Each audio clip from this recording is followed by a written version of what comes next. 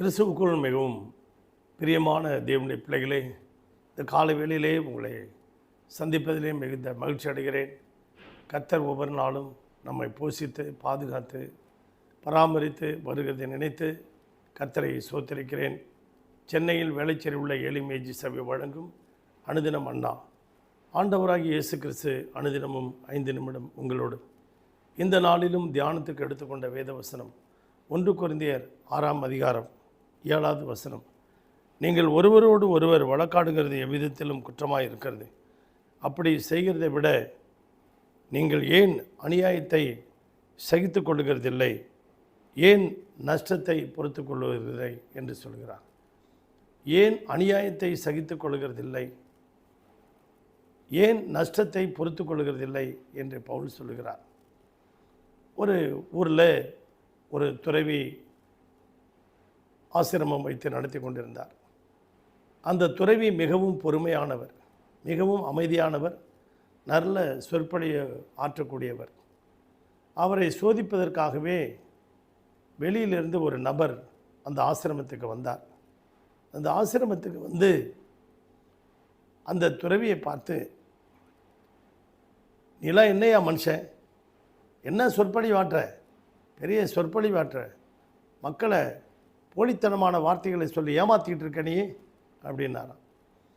அப்படியே துறவி மிகவும் அமைதியாக இருந்தாராம். 2வது முறை அந்த நபர், என்ன நான் உனக்கு சொல்கிறது உனக்கு ஒன்றும் விளங்கலையா, காது கேட்கலையா, உனக்கு சூடு சுரணை இல்லையா அப்படின்னு கேட்டதுக்கு துறவி மிகவும் அமைதியாக இருந்தார்.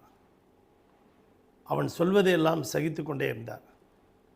திரும்ப அந்த பையனை பார்த்து கேட்டார், தம்பி, உனக்கு ஒரு விலையுயர்ந்த பொருளை ஒருவர் கிஃப்ட் கொடுக்குறாரு, அந்த பொருளுக்கு சொந்தக்காரர் யாருப்பா, அதை கொடுப்பவர் தான்.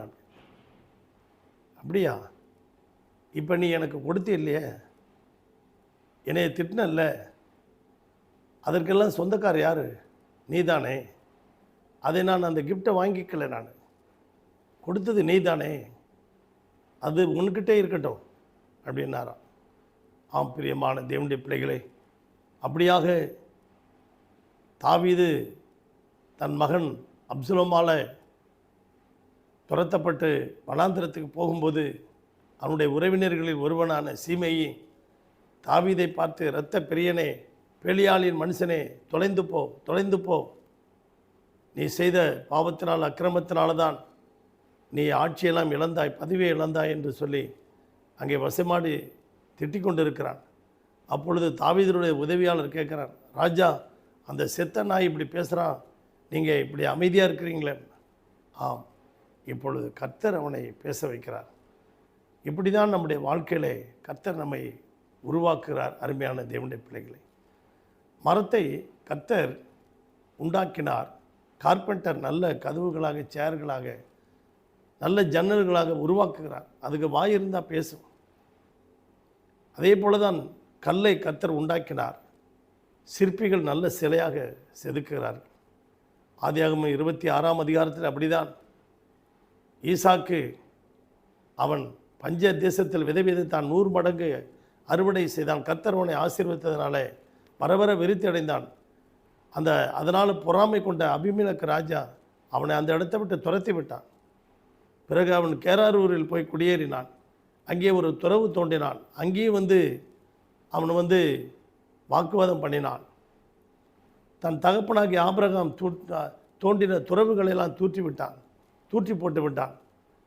அவன் சகித்து கொண்டே ஒவ்வொரு இடமாக வழக்காடிக்கிட்டே இருக்கிறான். அவன் அந்த அபிமெலேக்கு ராஜாவுடைய ஆட்கள் பேசாமல் கடைசியாக போய் அவன் ஒரு இடத்துல துறவு தோண்டும் போது அங்கே ஒரு நீரூற்று உண்டானது. அதுக்கு தான் அவன் ரெகபோத் என்று பெயரிட்டான். அவன் எல்லாவற்றையும் சகித்து கொண்டதுனால அவன் வாழ்க்கையில் ரெகபோத் உண்டானது. தாவீது எல்லாவற்றையும் சகித்து கொண்டதுனால அவன் காட்டிலேருந்து திரும்பி வருகிறான். அப்சலோம் இறந்த பிறகு அவனை ராஜாவாக அழைத்து கொண்டு மக்கள் வருகிறார். அவன் எல்லாவற்றையும் சகித்து கொண்டிருந்த பொழுது நம்முடைய வாழ்க்கையிலும் நல்ல ஒரு உயர்வை தேவன் கட்டளையிடுவார். உங்களுக்காக ஜெபிக்கட்டுமா?